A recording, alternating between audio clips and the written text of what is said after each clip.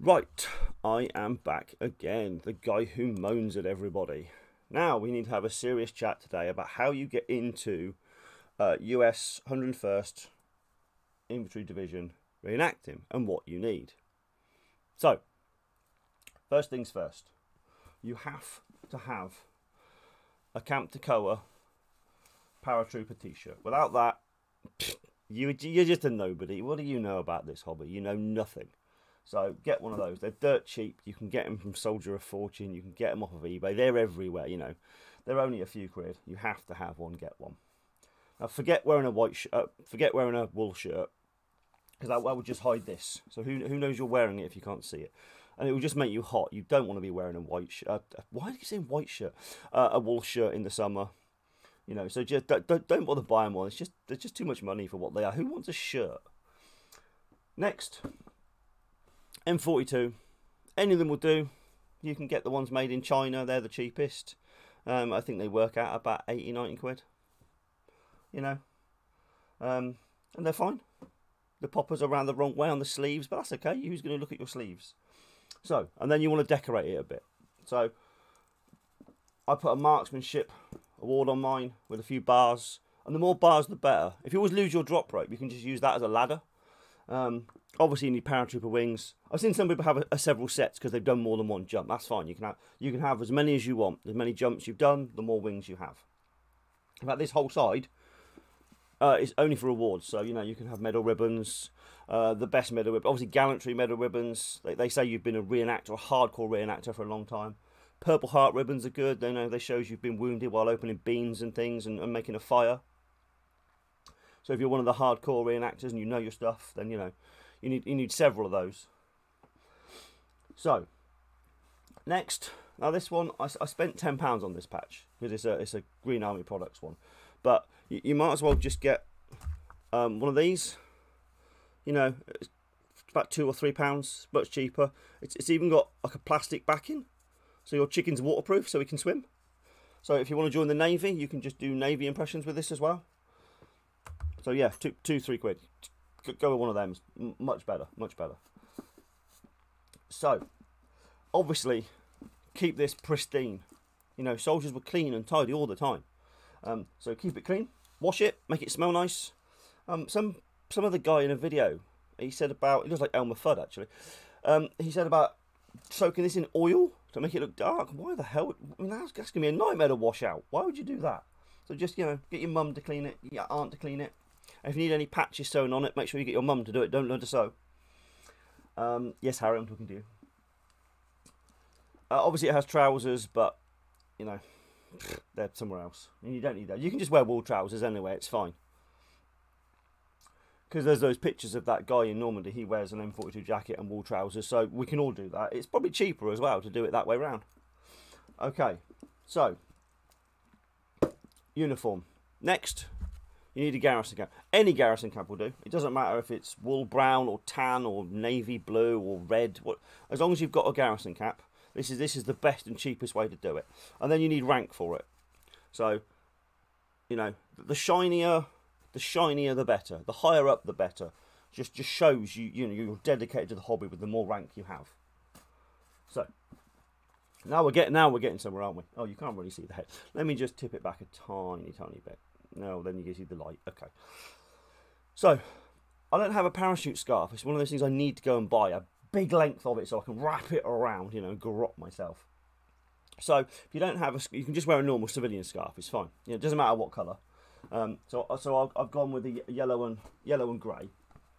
You know, just so that I stand out, because otherwise we all look the same, and how are the public going to be able to tell us apart if we don't have something, you know, that's a bright colour?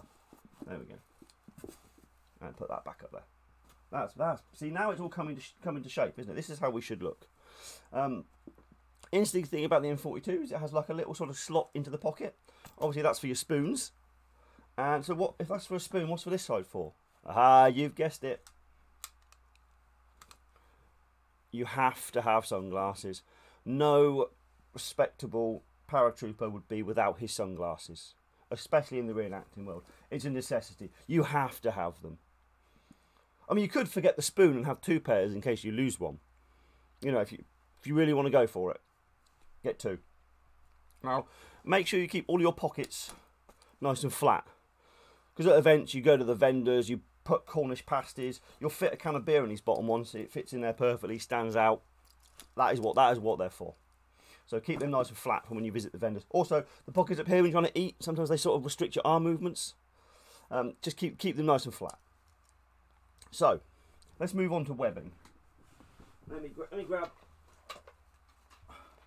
my 100% authentic reenactor webbing belt.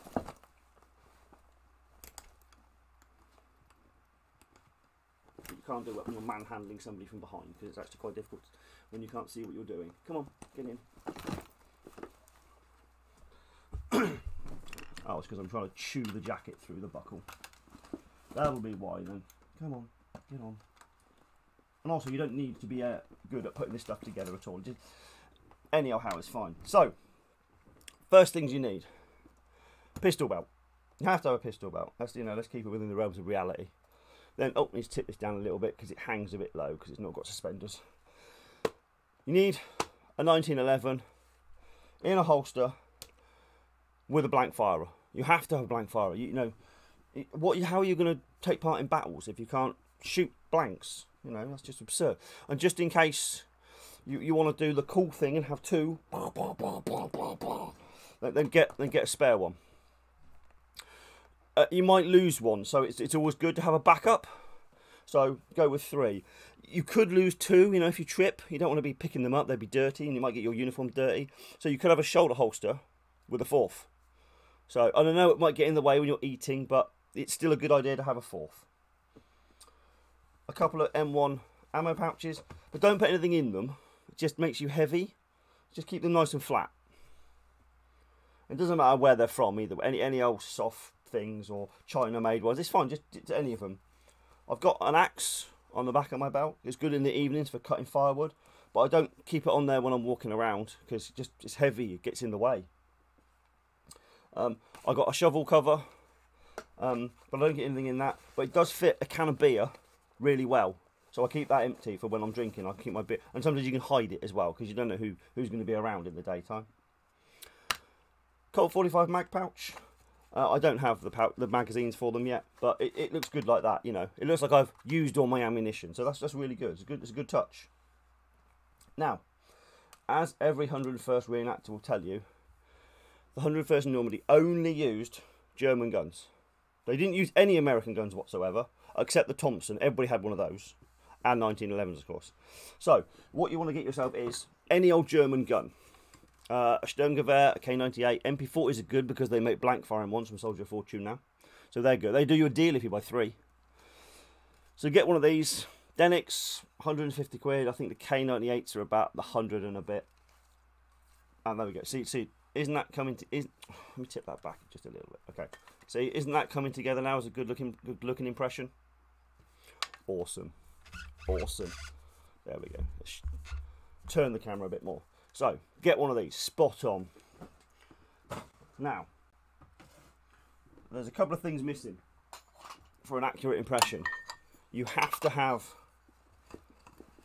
a stick grenade. And you should have a second just in case you lose the other one while running. And again, have another backup just in case. There we go. Isn't that looking better now? So you've got your spare holsters. You've got your German grenades, you've got your German Sturmgewehr. Now, there is only one more thing missing from this that I can think of right now. You guys might point out a lot more in the comments, I'm sure, and I can't wait for those comments. Obviously you need a musette bag to keep your food in. But I'm not going to put suspenders on this because they just get in the way and they get tangled. You don't need those. Just wear it like a belt. So I'll put a shoulder strap on this and wear it around over the shoulder so that I can just throw it around if I want to and I can chuck it off. And it won't be annoying then. So when you get your musette bag, it's good to fill it full of correct Normandy impression rations. You don't want those plain brown boxes with the black text. You want the pretty ones. They look much nicer. Especially when they're on display and you're talking to the public about them. You definitely want these colourful ones. And you fit 3. 1, 2, 3. You get almost 4 days worth of rations in there. So that's good because you were going to jump for 3 days. So you need 3 days worth of food. This guy's got 2 extra. So perfect. That's that, and you don't put anything else in there, unless you want to fill it full of Cornish pasties and Haribo and beer. Then it's fine. But it gets a bit heavy, see, so they're nice and light. Now, if you really want to go one step above this, then you can always go on a special diet. So you get that 101st authentic reenactor sort of belly look. So you want pasties, lots and lots of pasties, beer. That's pretty much it, really. Just stick with that all the time. When you finish one beer, you start a pasty. When you finish the pasty, you start a beer. You'll have that perfect body shape in no time at all. No time. You only have to look at the pictures of the guys in Normandy and you will see that body type all over. I guarantee it. So, and there is one more step above that as well. You've got to buy a 48-star nylon flag. And to go with that as an accessory to that flag, you must buy a Willis Jeep.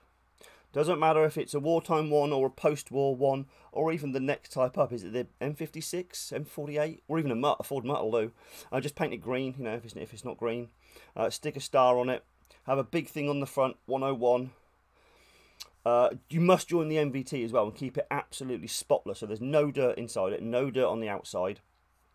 Put a bottle opener on the side, a Coca-Cola bottle opener. You get bonus points for that. Definitely bonus points for that. You must have Coca-Cola crates on the inside. About 30k ration boxes. All empty, of course.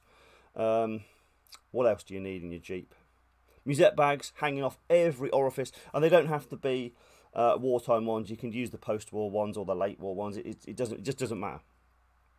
Now, for research. Research is, you'll always be told research is important in this hobby. I don't bother buying any of the books from Mark Bando or Michel de Trez. They're just expensive and there's not really anything in them that's any special, so avoid all of those books. Now what you need is these colouring in books, but annoyingly somebody's coloured in all the pictures already. So I don't really understand the point of them. In fact, oh no, he's a gliderman. I thought it was a guy wearing a 42 jumpsuit and wool trousers. I thought that was coincidence. So these are essential for a good Normandy impression. In fact, it doesn't even matter if you're wearing an M42 or M43. You can wear anything in Normandy, it's fine. It's all acceptable. And lastly, the best thing to get all of your research done from and to learn everything. And you must learn all of the lines to this so you can quote it to the public. And girls love this, by the way. You have to watch Band of Brothers and quote it continuously to everybody, because that shows you are a die-hard 101st reenactor and you really know your stuff. So if you don't have this, something that resembles that, you're just nonsense, you know, you're just a joke. Why on earth would you be doing this hobby without that impression and that research? Now, there's one last thing I have to add to this. If you believe any of this, you're a moron. Everything I have just told you, and I hope I don't have to specify this, but seeing the other videos and what everybody else does, I know I do. Don't do any of this, any of it. In fact, every single thing apart from the pistol belt is nonsense. Do not do any of that, for the love of God.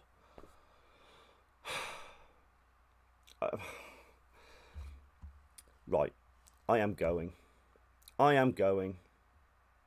Pick holes in this video, idiots. Go on.